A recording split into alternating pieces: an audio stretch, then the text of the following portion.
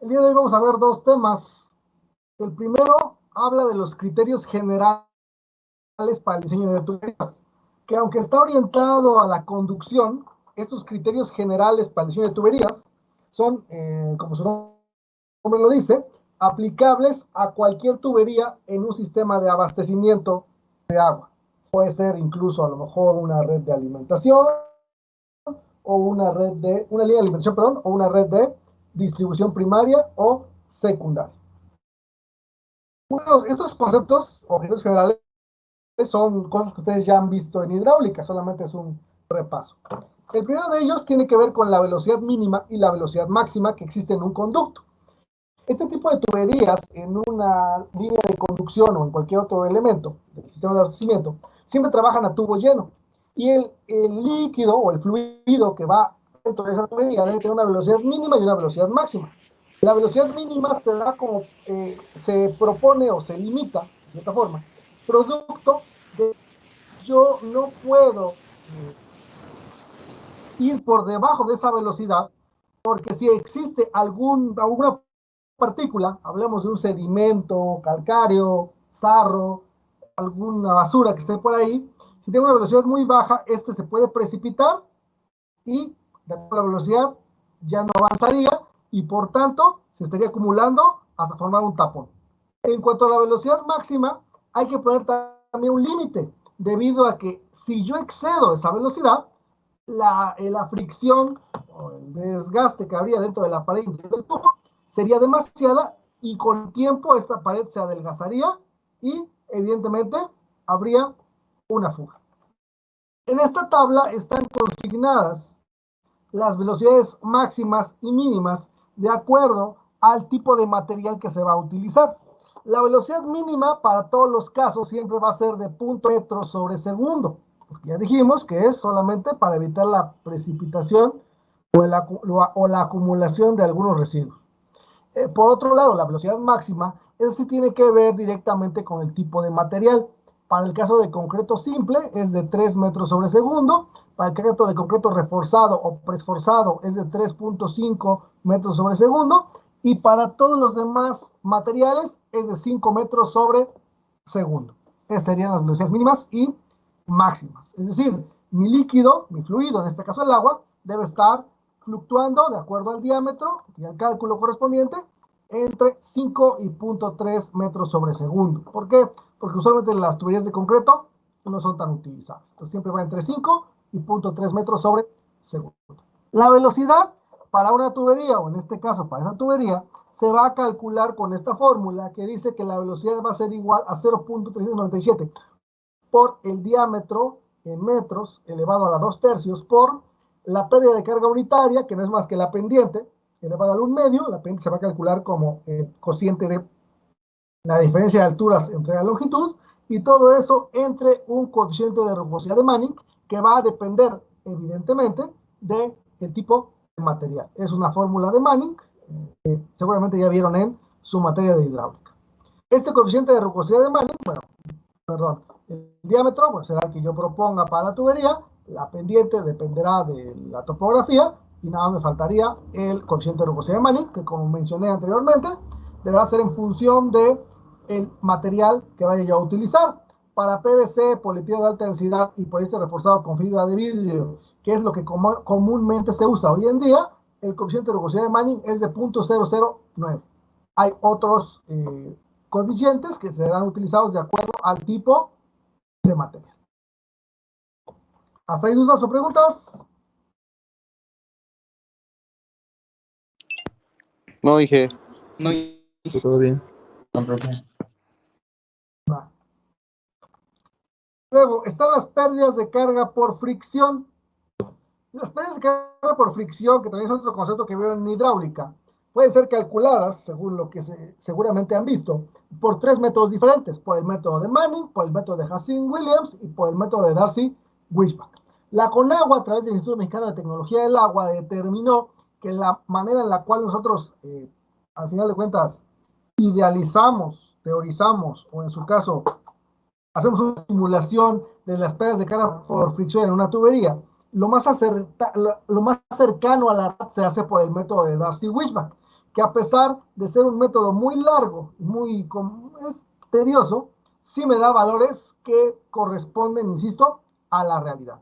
El método de Darcy-Weisbach o el cálculo de las pérdidas de carga por fricción por el método de Darcy-Weisbach es por medio de esta fórmula, donde dice que la pérdida de energía por fricción va a ser igual a un coeficiente de fricción, que evidentemente va a ser adimensional, que va a multiplicar a la longitud sobre el diámetro, dependiendo de la longitud que es la longitud horizontal, sobre el diámetro, que sería el diámetro interior de la tubería que estoy proponiendo, por la velocidad al cuadrado, la cual yo obtuve con la fórmula anterior, sobre 2 veces la aceleración de la gravedad, que es 9.81 metros sobre segundo al cuadrado.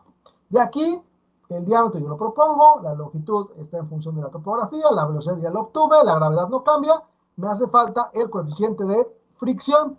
El coeficiente de fricción lo voy a calcular por una ecuación modificada. La ecuación original, que seguramente ustedes vieron en hidráulica, es la ecuación de Cooley-Brod-White. Esa ecuación de Cooley-Brod-White tiene parámetros que dependen del número de Reynolds. Aquí se hizo una adaptación por medio de otro ingeniero que se llama Guerrero, para que fuera la fórmula general, sin tener que hacer esos ajustes. Dice acá que el coeficiente de fricción va a ser igual a 0.25 sobre el logaritmo de, ojo aquí, la rugosidad absoluta de la pared interior del tubo, que va a estar en función del tipo de material, no tiene nada que ver con el coeficiente de rugosidad de Manning, sino es otro, sobre el diámetro. Esta rugosidad absoluta y este diámetro, ambos tienen que estar en milímetros. Eso es importante recordarlo. ¿Por qué en milímetros? Porque como el coeficiente de fricción es adimensional, esto hace que el diámetro y la rugosidad absoluta se eliminen, están dividiendo y se cancelen las unidades y desaparezcan. Todo esto sobre 3.71 más 5.74 sobre el número de Reynolds elevado a la punto 9. A esto, como les dije, le saco el logaritmo y luego lo elevo al cuadrado. Esa sería la fórmula de la ecuación modificada de Cooley-Brod-White y Guerrero. De aquí me falta la rugosidad absoluta de la pared interior del tubo. Ahorita vamos a ver de qué tabla sale. El diámetro ya dijimos que lo tengo que proponer. Y el número de Reynolds. El número de Reynolds está dado por la siguiente expresión.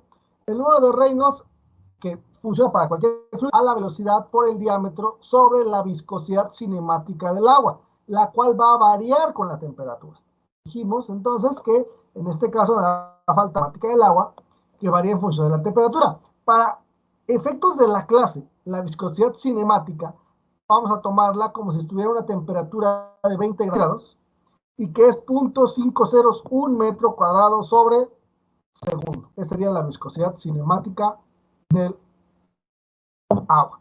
¿Qué es viscosidad cinemática? Es básicamente cómo es una manera muy poco técnica y a lo mejor muy poco científica de decirlo, pero es básicamente cuando yo un fluido lo aviento al piso o en una superficie plana y este se desparrama.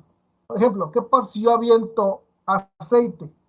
Y este evidentemente se va a ir sobre todo el suelo. Va a ir más despacio que si yo aviento agua, el agua va más rápido. Pero ¿qué pasa si el aceite está caliente? Va más rápido. Va más rápido. Va más rápido, o sea, la temperatura sí le afecta. Entonces creo que sí queda claro más o menos lo que se refiere a la viscosidad cinemática. Este valor de la viscosidad cinemática sí tendría que ir cambiando. Si yo conozco exactamente a la cual está el agua de la fuente de abastecimiento o que está en la obra de captación. ¿Eso de qué depende?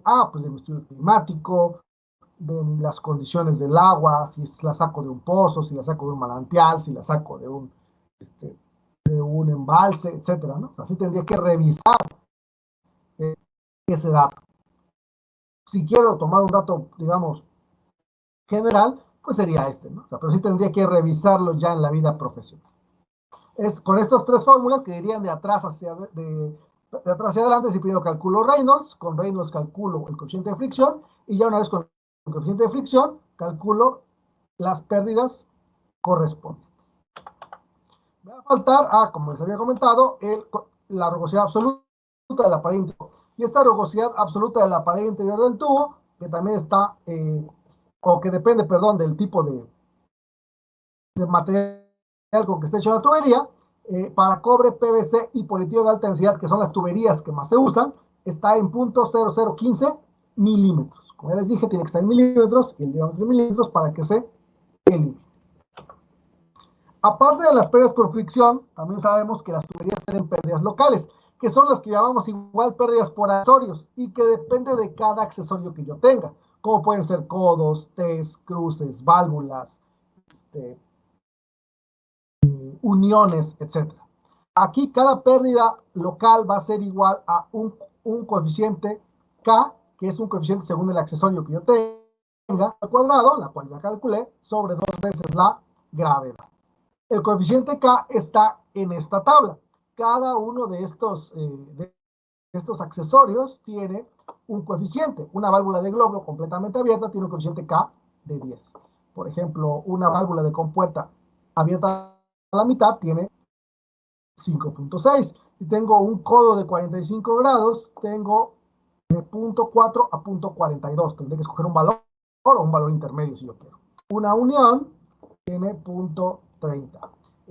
Las conexiones que van directamente a la obra de captación o en su caso al tanque de almacenamiento, dice que si son, en este caso, salidas, la salida del tanque, de la obra de captación a la tubería sería de 1, eso es algo clásico, hay hasta ejercicios en hidráulica, y la tubería entrante, que es la que llega directamente al tanque de almacenamiento o regularización, también es de 1. Hay una tablita aparte que habla de las reducciones. Esta tabla de las reducciones es, por ejemplo, cuando yo quiero hacer una reducción de una tubería. Por ejemplo, yo estoy trabajando con una tubería de 6 pulgadas y luego quiero hacer una tubería de 4 pulgadas. Entonces, esto va si yo paso de 6 a 4 pulgadas, va a haber evidentemente una pérdida por esa reducción o ampliación, porque a lo mejor voy de 4 a 6. ¿Qué hago? Lo primero que tengo que hacer es siempre tomar el más grande y dividirlo entre el más pequeño. ¿Cuánto es 4 entre 6? Perdón, 6 entre 4. Perdón. ¿Cuánto es 6 entre 4? 1.5. 1.5. 1.5. Entonces busco acá, porque es diámetro 1 entre diámetro 2. Es decir, 6 entre 4 es 1.5. No tengo 1.5, tengo 1.4 y 1.6. ¿Qué tendré que hacer? Con la interpolación. Interpolación. Si tengo 0.17 en 1.4 y 0.26 en 1.6, tendré que sacar la interpolación entre ambos. ¿Para qué? Para que me dé el 1.5, ¿no? Que sería más o menos el punto medio. ¿Y se entiende? Sí. Sí, bro. Si tengo una reducción, por ejemplo, ¿qué dije? Pues que voy a pasar de 6 a 8. Okay. ¿Cuánto es 8 entre 6?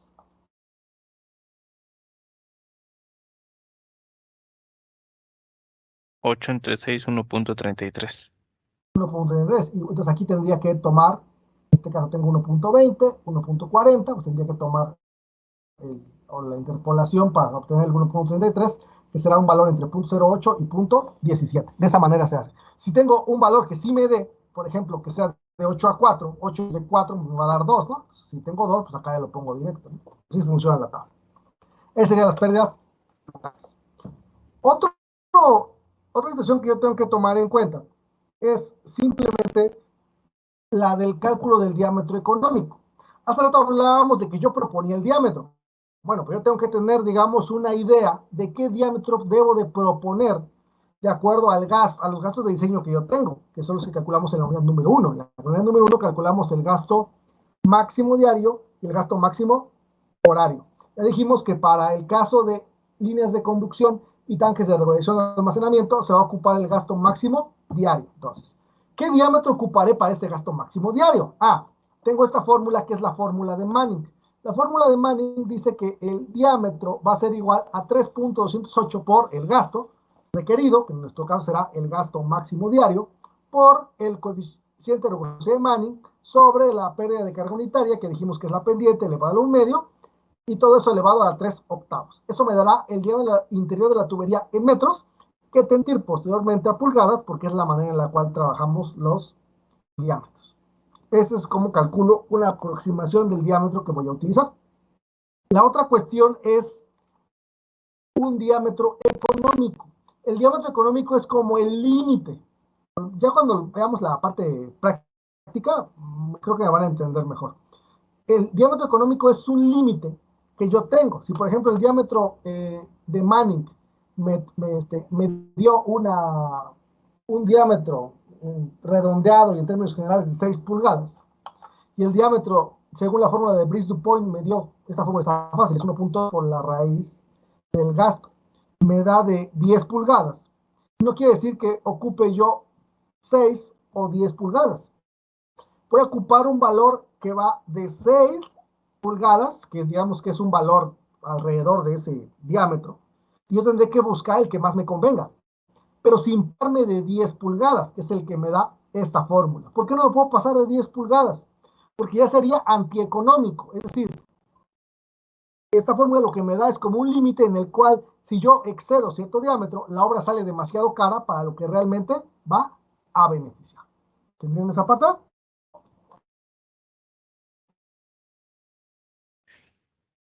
Básicamente, entonces, sería como que ocupar el mínimo y el máximo, bueno, entre esas medidas nada más, para evitar hacer un No, gasto innecesario.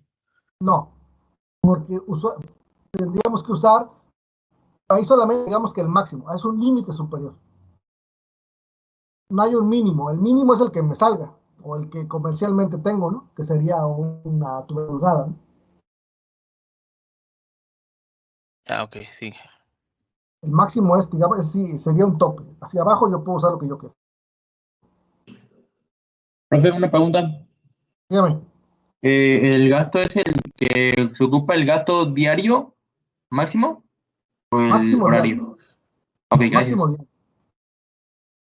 Acuérdense que había dos, ¿no? Al final de la unidad uno, el máximo diario y el máximo horario. Había una tablita donde que se calculaba cada elemento con un diferente gasto. En este caso, el gasto máximo diario. El otro concepto que vamos a ver en esta partecita es el análisis económico del diámetro. ¿Esto a qué se refiere? Bueno, eso se refiere a cuando yo tengo que evaluar cuál es la mejor opción. Yo voy a encontrarme con que a lo mejor yo propongo un diámetro de 6 pulgadas y mi otro compañero propone un diámetro de 4 y a lo mejor otro compañero propone un diámetro de 8 pulgadas. Mejor. En este caso, como son obras que usualmente realiza un gobierno, el gobierno tiene que buscar la solución que sea evidentemente eh, mejor para la población, pero también debe buscar una solución que sea económica o que le represente un costo menor al mismo gobierno, que al final de cuentas sigue siendo una obra de inversión.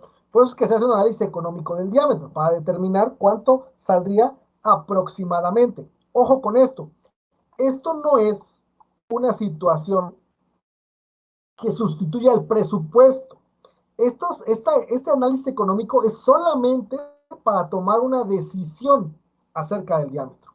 El presupuesto, ese no lo puedo sustituir. Tendrá que tener incluso algunos otros elementos más completos. Eso solamente es para darme una idea del costo.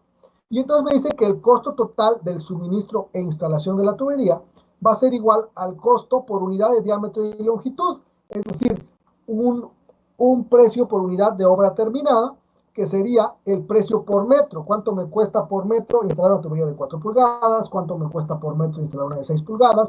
¿Cuánto me cuesta por metro instalar una de 8 pulgadas? ¿No? Y luego multiplicarlo por la longitud de la línea para que me dé el costo total. ¿Alguna duda o pregunta hasta ahí?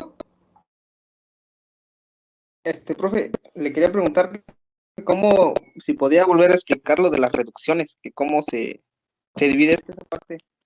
No le entendí muy bien. Eso está así. ¿Qué pasa si yo tengo 6 pulgadas? Voy a pasar a 4, o tengo 4 y voy a pasar a 6. Lo que tengo que hacer es dividir el más grande entre el más pequeño. 6 entre 4 me da 1.5. Entonces busco acá D1 entre D2 porque son los diámetros, no hay 1.5. Entonces busco, como no hay 1.5, pues tendré que sacar la interpolación entre esos dos diámetros, ¿no? El de 1.4 me da 0.17 y el de 1.6 me da 0.26. Será la mitad entre estos dos. ¿Sí se entiende? Entonces no tiene nada que ver digamos que el sentido donde fluye digamos, el líquido, el agua. Si No, pasamos porque si de... no sería una ampliación. No, no tiene nada que ver. Ah, ok, gracias. ¿Hay más? ¿Sí puede explicar lo último, profe? Que se me fue la señal. Al último. Lo último que explicó, no esto, lo de pérdida locales, lo último. Lo es, que lo llamo. Ándale. Bueno, lo que les comentaba aquí es que la idea es obtener el menor costo de la obra con el mejor diseño posible. Entonces, lo que hago simplemente es saber cuánto me va a costar aproximadamente la instalación de la tubería, el abastecimiento de agua potable, en este caso en la conducción. Esto no sustituye al presupuesto, solamente es sacar un aproximado de cuánto va a salir de la instalación de la tubería, y por tanto la fórmula que utilizo es muy sencilla, que simplemente es el costo de suministro e instalación por unidad de diámetro y longitud, es decir, el costo por metro, de acuerdo al diámetro, y luego multiplicarlo por la longitud.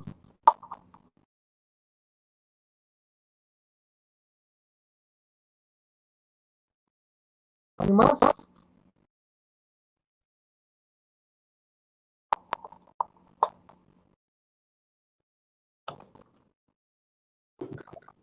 Con respecto ¿Los costos como tal ya estarían establecidos? No, hay que calcularlos. Vamos a ver también un cálculo. Por eso es que lo que platicábamos al inicio de la materia es que decía que saber costos y presupuestos. Los precios unitarios ya están establecidos. Digamos que las cantidades de obras son las que tenemos que calcular. Bueno.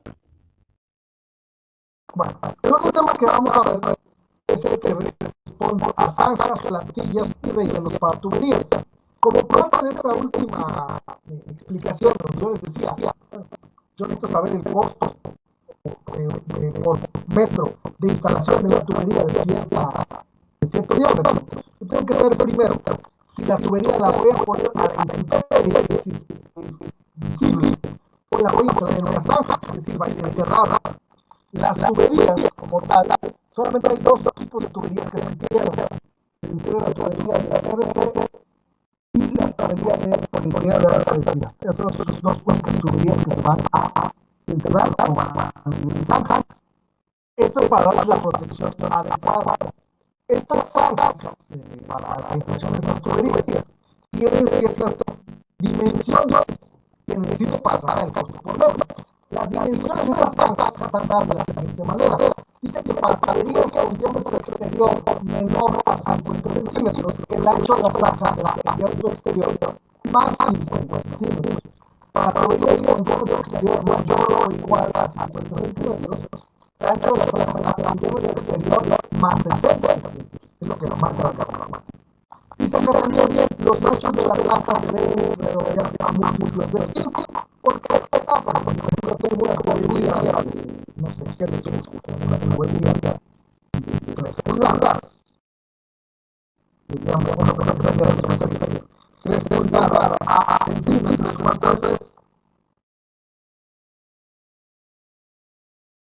10 centímetros, redondearlo a múltiplos de 5. Sería 162, ¿no? 162 centímetros de diámetro. Dice que si es 100 centímetros, como es el caso, la zanja debería ser ese diámetro, si es 100 más 50 centímetros. Mi zanja debe ser de 57.62 centímetros.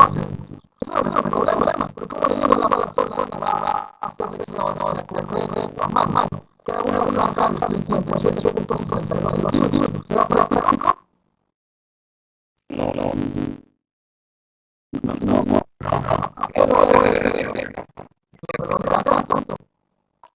A 60.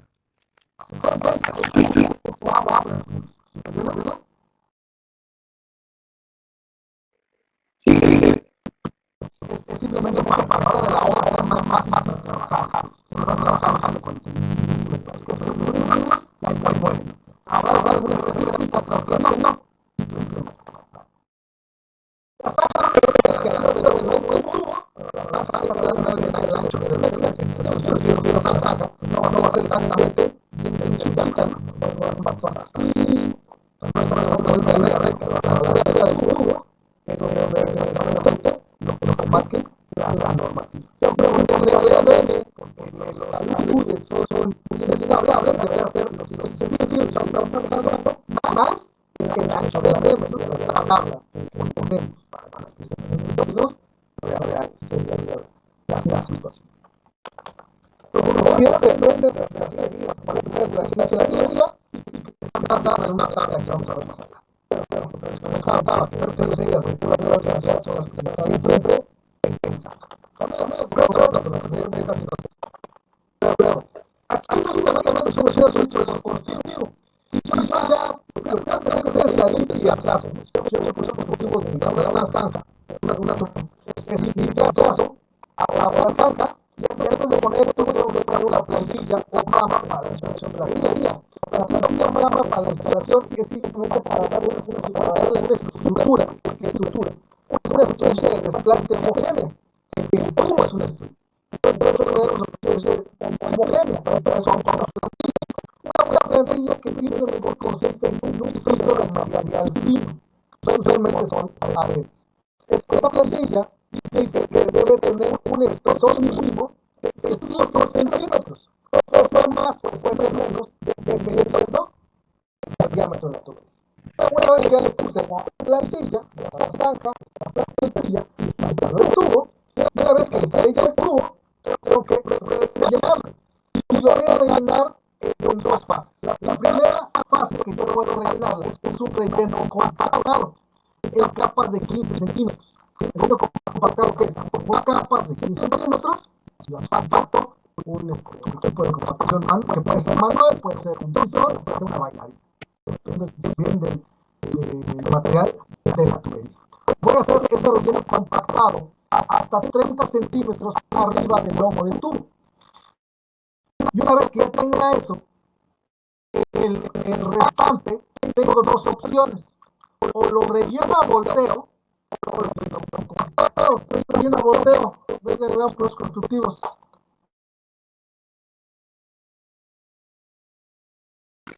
Pues que va ahí el salán con su carretilla y le echa el voltea.